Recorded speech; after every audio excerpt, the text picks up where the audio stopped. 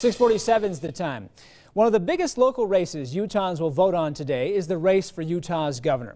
Lieutenant Governor and Republican Spencer Cox and Democratic candidate Chris Peterson have received national attention for the respect they've shown each other in their approach to win over voters.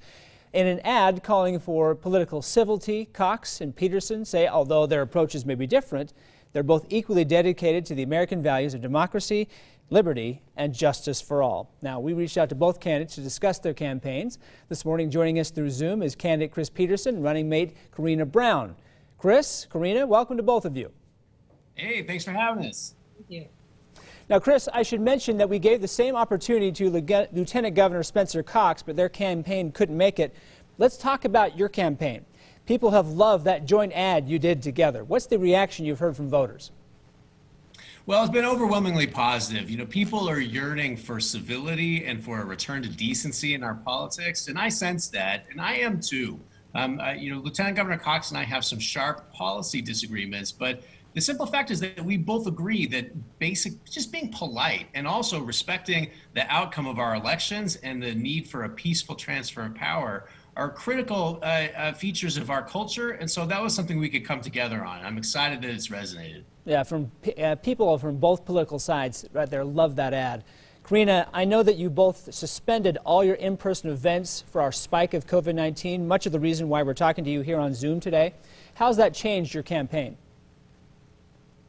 Well, one of the challenges, of course, in the pandemic is coming up with creative ways to campaign. So this last little over a week, we've just focused on reaching out to voters through phone calls, through texting. Last night we had a Facebook Live.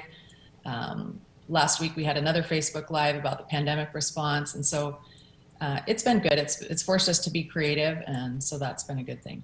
I suppose that's just like the rest of us here this year. I mean, we've all been forced to get creative, whether we wanted to or not. That's what we've had to do.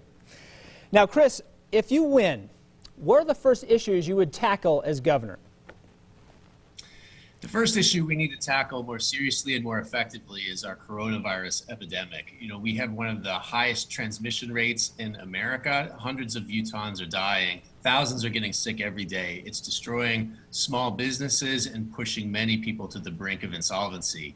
I have an 11-point plan that's designed to try to track down this virus and beat it in the least invasive ways possible. I have not called for shutting down our economy, but I am calling for masks, and I'm calling for more contact tracing, more testing, and audits of some of our policies that are not working effectively. I believe that if you are tired of this coronavirus, it's time to consider a change in direction. I'll listen to the scientists, and I'll get the job done.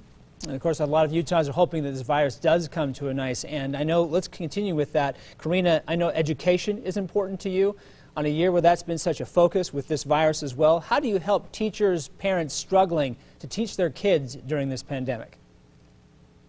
You know, it's difficult because each school district, as we know, has a different plan across the state. I myself have 2 children in 2 different school districts, but I think it's important to make sure that teachers have the resources they need to teach effectively, whether it's online or in person or a combination of both, and that parents feel supported in their decision making too. If they want to keep their kids at home or go to school safely with masks on, that would be important as well.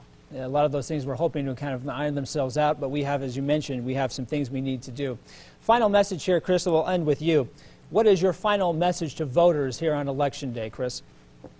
Well, we have a lot of things to be proud of in the state of Utah, and I'm proud of them too. I'm a 5th-generation Utahn. I've lived here my life, and I'm excited to be fighting to try to represent ordinary people across the state. But we do have areas for improvement.